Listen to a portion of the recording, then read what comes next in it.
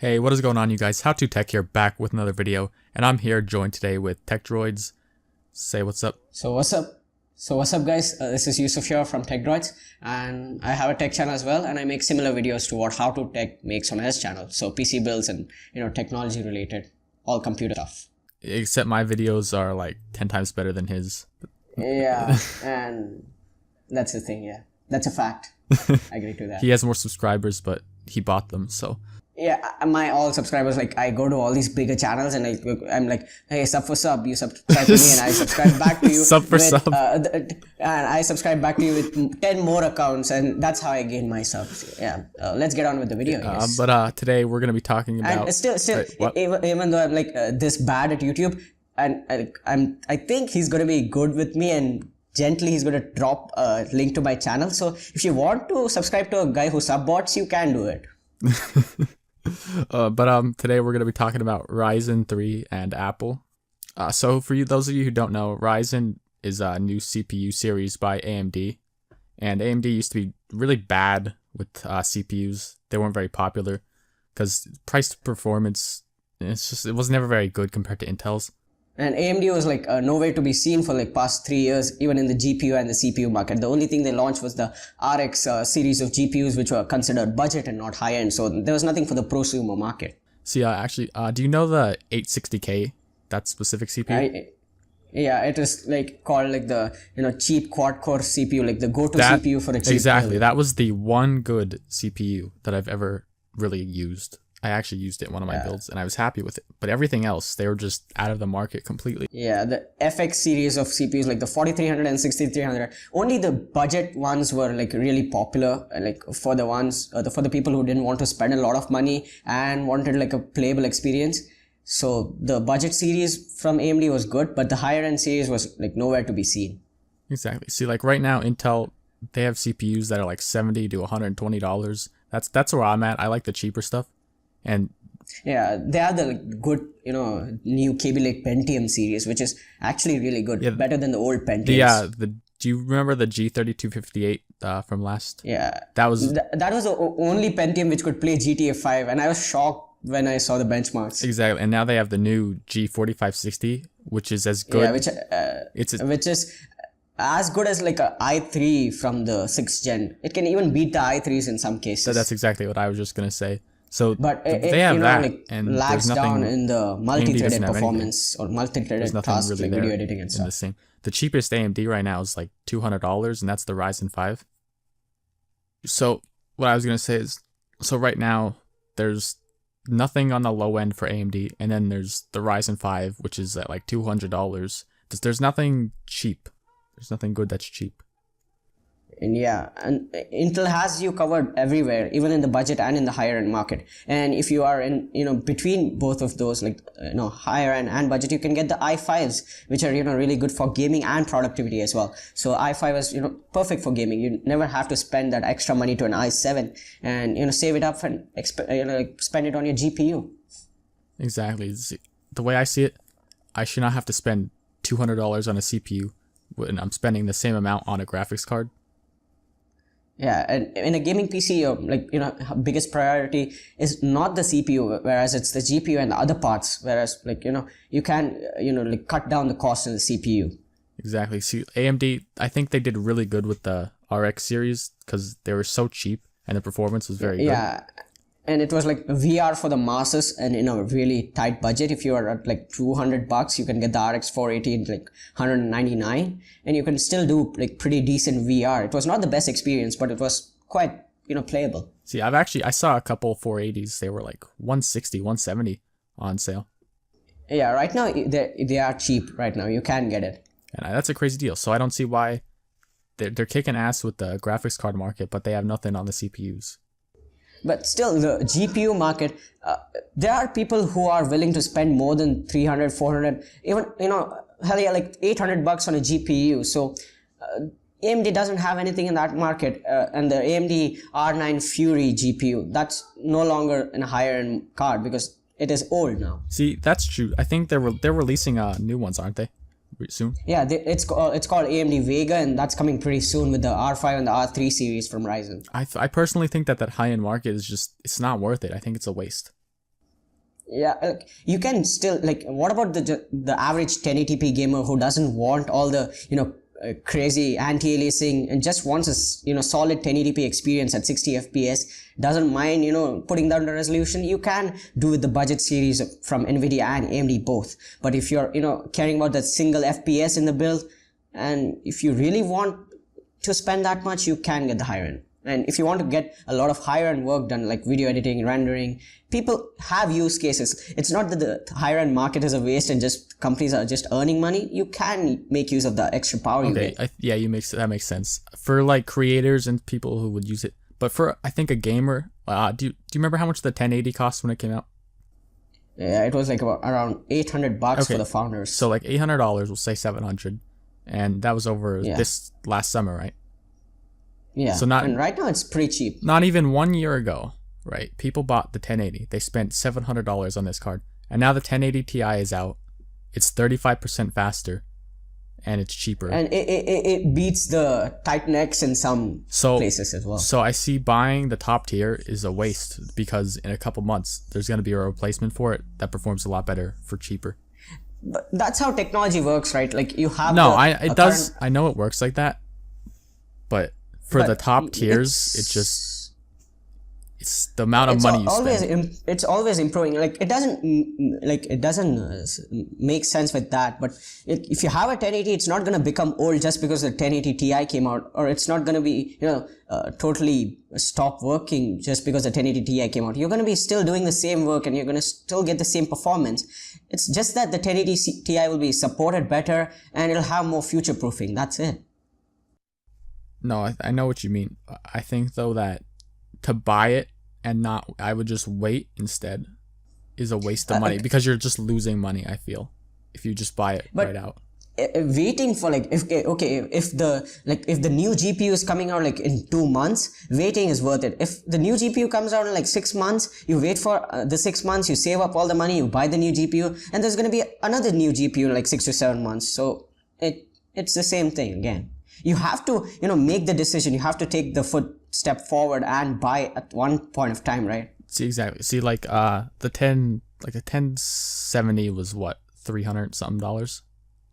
Yeah, like it's like the more you wait, the better you get. The way I see it as, instead of buying the 1080 when it comes out, if someone would have bought the 1070, that would still last them a couple of years. And if you did 1080 like 1070s in SLI, you could still do better than 1080. Not even. And it was not even accounting SLI. So they spend $350 on a card, right? $400. Then in a couple of years, since they saved that couple $100, right? They can buy a new graphics card that's released. So you'll just get a longer time for the same amount of money. That's how I see it. Yeah, you can. And like computer hardware nowadays doesn't degrade that fast as well. Yeah, definitely if you had something like 2-3 years old, it's still a beast. If you had at that time, if you had a pretty good decent PC, it's still decent at today's age. It can still play the games, and it can still do it at decent settings. And what comes to mind is the 750 Ti that came out in like 2013, right? That was the budget king of the time. Like, and it's still, any build you go even to now, in that point of time, everyone was like, oh, the 750 Ti is powering our build. Like, it was a really good one. Even now, that thing's still usable. You'll play games at high settings, 30 FPS. It's not a king, but it'll work. Yeah, and most of the system requirements today as well don't ask for more than a 750 Ti if you go to like the minimum settings, like the recommended requirements. Exactly. So you buy a mid-tier graphics card, not a real budget, but nothing crazy. It'll last you a long time. And I'd never suggest going with like a super cheap graphic card, like those low-profile ones. Yeah, definitely Those not. are just a waste of money. You just get an HDMI port and nothing else. Actually, there's one specific thing I think of. I think it was MSI. They released a low-profile 1050. The thing is like 2 inches tall. Like, yeah, Zotac also has like the mini version of the 1080, but that's actually good. But if you have a graphic card that's actually good even in the larger version, it's good.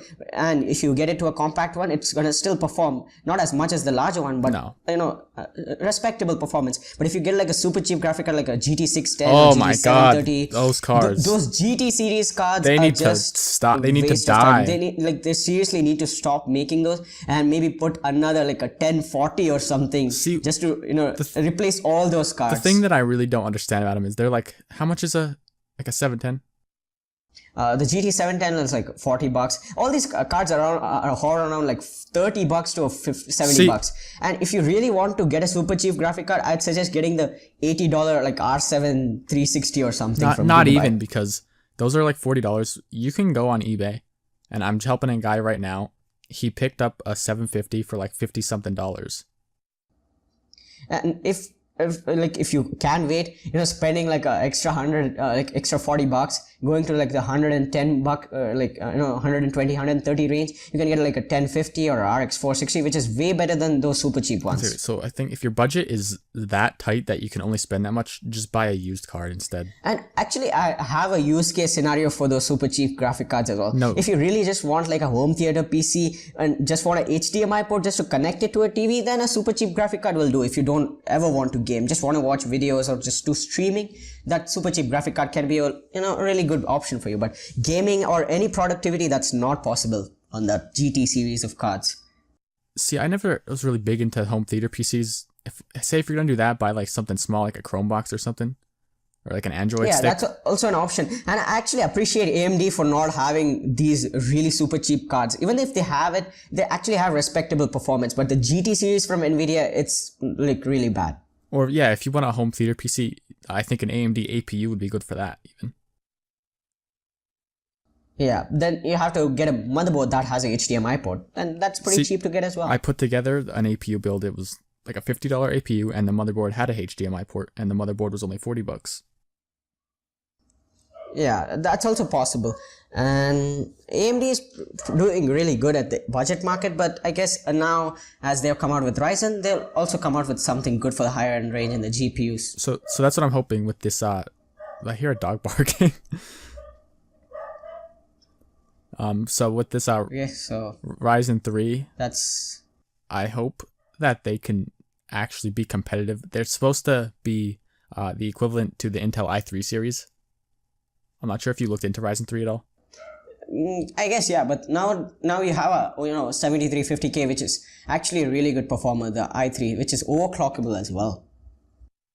See, I'm not a fan. I like the i3s, but I like to stick to the Pentium or the i3 7100, the really low tier ones. I feel like the ones in the middle aren't worth it. I think if you're going to spend more, to just get a cheaper i5 for like $150. Yeah, you can do that as well. But i3s are like productivity CPUs if you're doing a cheap build. i3s are not bad actually. They can do gaming and all that stuff as well. Yeah, they're not bad at all. Yeah, so guess we can move on to the next topic if Apple has stopped innovating or something. Oh, Apple. I love them. That's the best company in the world. And yeah, it is the best company in the world. They're like seriously like me. They make like really high quality products for like super cheap of a price. Oh, they've been killing it lately with the smartphone and the computer market. You saw that MacBook Pro 2016. Don't get me started on the MacBooks. Best combination of ports. It had like 10 USB 3.0 ports, 2 SD card readers. How could you like what goes through someone's mind? Graphic cards. What goes extended graphic card slot, and then like the MacBook only costs like $800 for like an i7, so that's super value for money. I can't understand why people say they're gonna buy one. I cannot grasp. MacBook is the worst product I think they have. Apple will actually improve on the products if people actually stop buying.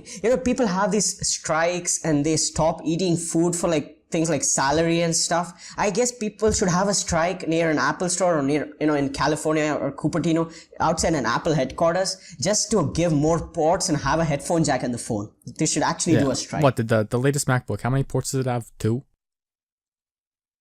It has 2 in the 13-inch version and 4 in the 15-inch variant, but all of them are USB Type-C. They're good. This is the future. Everyone knows USB Type-C is the future, but still you need USB 3.0 ports, and it's called a MacBook Pro because of a reason. It's a pro market product, so you're going to be doing video editing, and it doesn't even have a freaking SD card slot. See, I was just gonna say, my video files to edit on them? I get that argument a lot, that people are like, they're really good for productivity. So if they're so good for productivity, yet there's no ports, there's no way to transfer anything.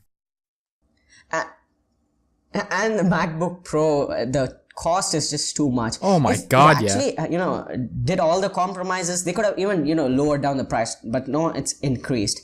And the highest end graphic card that you can get in the MacBook Pro is the RX 460. And the highest end. Not the best when it comes the to highest video editing. end. And how much does that cost? The highest end. That's probably like $2,000 too, right? And do you even know do you know the trash can Mac Pro from 2013, which has not been refreshed for like ages now? I remember the trash can. They still didn't update that? And that was the most powerful computer Apple used to make, and right now the most powerful computer is the MacBook Pro, and that doesn't gonna have ports. It's not the most powerful thing to do work as well. But Apple has incredible optimization with their software and hardware, so they're just like getting by with their products. People are still buying it just because they're really badly involved into the ecosystem, and their work is actually dependent on a Mac. I don't understand. Otherwise, there's no reason to buy a Mac. What I don't understand, did you ever do a Hackintosh or anything like that? Hackintosh, you still get only 80 or 70% of the performance, and the hardware you use. No, I get that. It's not fully optimized, and it's not. See, I had a laptop. But yeah, you can do a Hackintosh build. You can do an i7 plus 1080 Hackintosh build, and I can guarantee it's going to give you better performance than the RX 460 that's in the MacBook Pro. See, exactly. Even though it's not full performance, if you want the Mac OS, it's still gonna work. It's such a big shame for Apple. Their own actual iPhone does not connect to the MacBook Pro natively. You still have to use that dongle. Oh my God. I don't even have a single thing that uses USB Type-C, to be honest with you. Neither do I have. I know it's the future, and I know it's really fast, and data and display and all that can be transferred with one cable. But all the normal people, all the consumer market, the accessories are still not USB Type-C. You don't have mouse and keyboards that have USB Type-C. There's no reason. So you just don't need it. Seriously need a USB, port, the Type A port. There's very few things. All thumb drives that we have are not USB Type-C. So what if we have data that it's really important? So we go out and buy another $50 adapter just to get few files off of our thumb drives and stuff. USB 3, it's not even that bad for transferring files. Talking about the iPhone. What about the iPhone? The speeds are really fast via USB Type-C, but still, I'd not, buy a MacBook if I were to connect a lot of accessories, because it's going to be a cable junk wherever you go. I've seen it. It's supposed to be portable, man. You just carry one cable and one laptop, but with the MacBook Pro, you carry 4 to 5 adapters for Ethernet and for SD card and HDMI, and it's nowhere close to something portable. It's like you're carrying a whole desktop with you. The only good thing about Apple is the design. That's it. And the software they have, it's fast, and it doesn't degrade too, fast, too easily, doesn't become slow. And the optimization they have, if you were to edit a 30-minute file in Adobe Premiere Pro and render it out, it's going to take 40-50 minutes. Whereas in Final Cut Pro on Apple hardware, if you edit and render that file out, it's going to come out in 5 to 10 minutes. And that's the advantage that Apple has.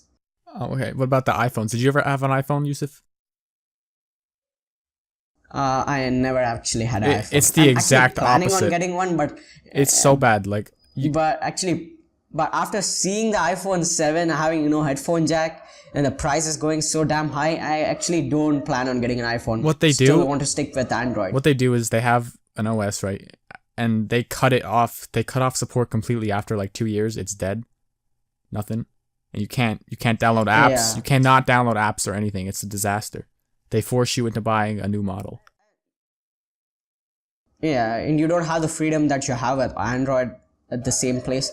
Apple does support their phones for a long time. The iPhone 5S, which came out in 2013, still has the latest or like software on it, but it's not the fastest thing. Yeah, it's not a good It phone doesn't anymore. work really It's well. just not. It doesn't work. It's not snappy. And I have It old. just bogs down even opening the camera app or Snapchat. There's old Android phones from 2013 that still work fine today. Yeah, because you can, flash a custom ROM on it, Yeah, just oh, like exactly. installing from Windows XP to Windows 7 to like Windows 10. It's like having like a Windows PC. You can have your custom ROM on it. I love custom and ROMs. Apple's iPhone, they don't have they don't have wireless charging. They don't have NFC. Like they have NFC, but you cannot use it with other phones. Like Android to Apple, you know how Oh good my the relationship is, right? That's tough. That's tough. I had iDevices. So like we can, if we were to talk about Apple, we could go on for the whole day, but I'd like to end on a high note. Like, let's just hope that people do something. If people like stop buying Apple products, Apple is gonna improve on that, and we should like just end up the video now. Yeah. Let me finish. I feel like I used to have. I used to really like the iPod touches. Like 6-7 years ago, when the iPhone 4 and that was out. What's it called? Android wasn't really great. It was really unoptimized at the time.